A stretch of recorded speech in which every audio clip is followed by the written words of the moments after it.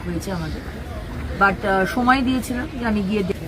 তো সেই সময়টা গতকাল থেকে শুরু হয়েছে। গতকালে আমি গেছিলাম আমাদের ওই ভিআইপি রোডের দিকে, সিটি সেন্টার 2 ওই পাশটা, হলদিরাম ওই জায়গাটা।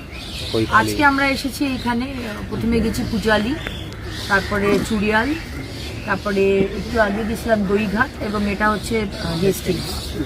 তো এইখানে যে সমস্যা, প্রত্যেকটা সমস্যা আলাদা আলাদা রকমের। হাতে মোটামুটি যদি ধরি যে 15 তারিখে বর্ষা আসবে, তাহলে সেই মতো হাতে মোটামুটি 14-15 দিন সময়। তো তাদেরকে বলা হয়েছে ক্যানালগুলোকে পরিষ্কার করা, ওখানে কচুরি পানা হয়ে রয়েছে। অনেক জায়গাতে, বাকি সামনে দুটো জায়গাতে লক গেট আছে। তো যখন লক গেটগুলো আমাদের শহরের যে জলটা সেটা গঙ্গাতে গিয়ে মিশছে, যখন হাই টাইড হয়ে যাচ্ছে তখন গঙ্গার জল ঢুকে যাচ্ছে, তখন আর যেতে পারছে না।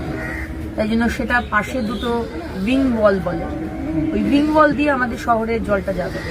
উইং ওয়ালটাকে পরিষ্কার করতে হবে। উইং ওয়ালের ভেতরটা যদি পরিষ্কার না থাকে তাহলে জল যেতে পারবে। তো এই বিষয়গুলো বলে এসেছি। এবং এইখানে যেটা সমস্যা হেস্টিংসে, এখানে লক গেট নেই।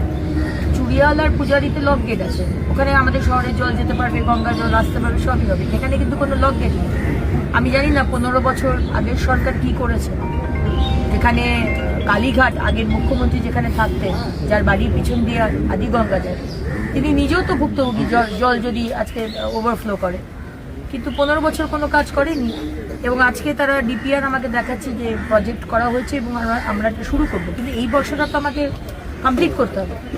সেই জন্য আমি ওনাদের আইডিয়া দিয়েছি যে আমাদের যেখানে যেখানে জল জমছে, ওনারা বর্ড নিয়ে এসেছেন যে এই বর্ডগুলোতে জল জমে। সেই জলটা আদিগঙ্গায় যে দেখতে পাচ্ছি, এটা তো স্যাচুরেটেড। এখানে তো লক গেট নেই, গঙ্গা হাই টাইডে গঙ্গার জল ঢুকে গেলে ইট উইল বি স্যাচুরেটেড। তাই জন্য ওই জল যেখানে যেখানে জল জমছে শহরের মধ্যে, ওখানে ওই জলটা পাইপে করে আমরা আশেপাশে কি কি পুকুর আছে দেখে নিই।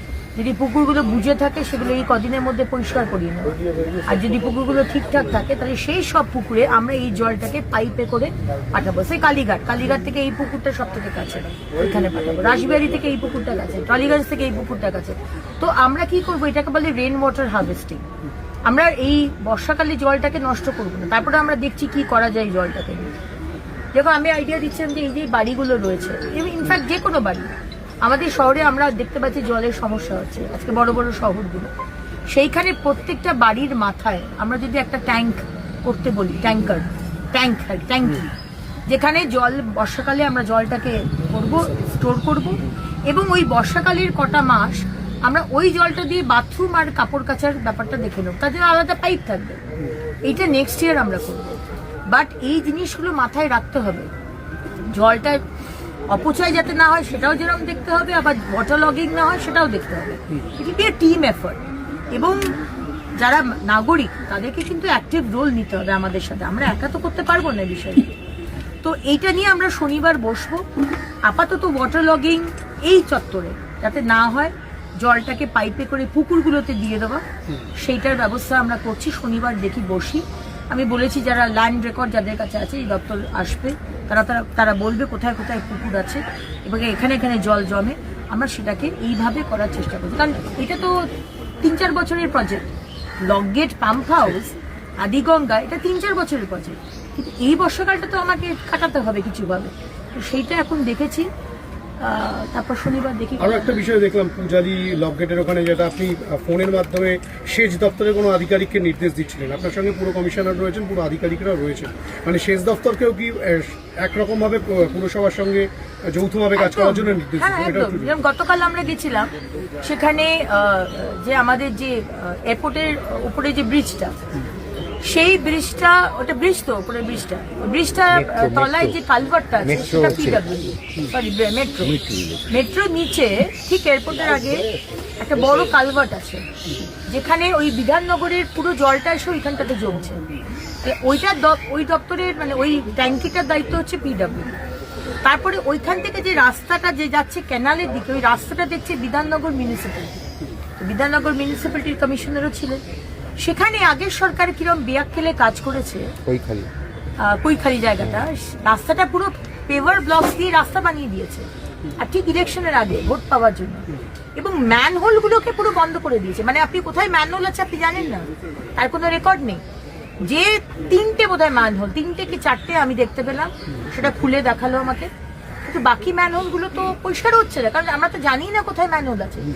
আমি তাকে বলেছি, মিউনিসিপ্যাল কমিশনারকে, যে 10 ফুট থেকে 15 ফুট দূরত্বে আপনি আবার করে ম্যানহোল করুন, কারণ আমি এই ম্যানহোলটা পরিষ্কার করেছি, আবার 30 ফিট দূরে এই ম্যানহোলটা করেছি।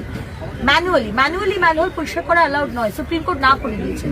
তারপরেও আগের সরকার মানুষদেরকে বিপদের মুখে ঠেলে দিয়ে বরাবরই তারা করে এসছে, মানুষকে নিচে নামিয়ে দিচ্ছেন, সেটা করা যাবে না। এখন অটোমেটিক মেশিন আছে, অত্যাধুনিক মেশিন আছে, সেগুলো দিয়ে করতে হবে। এবং এই যে দুটো ম্যানহোল হলো পরিষ্কার, মাঝখানেটা তো পরিষ্কার হলো না, মানুষ তো আগে হামাগুড়িতেই ঢুকে তার পরিষ্কার করবে না। সেইগুলোকে বলেছি ইমিডিয়েটলি নেক্সট 7 ডেজের মধ্যে ম্যানহোল নতুন ক্রিয়েট করতে, সেগুলোকে পরিষ্কার করাতে। তাহলে এই রাস্তাটা হয়ে গেল বিধাননগর মিউনিসিপ্যাল কর্পোরেশন। এবার যে ক্যানালটা, মেইন যে ক্যানালটা কি নাম ছিল?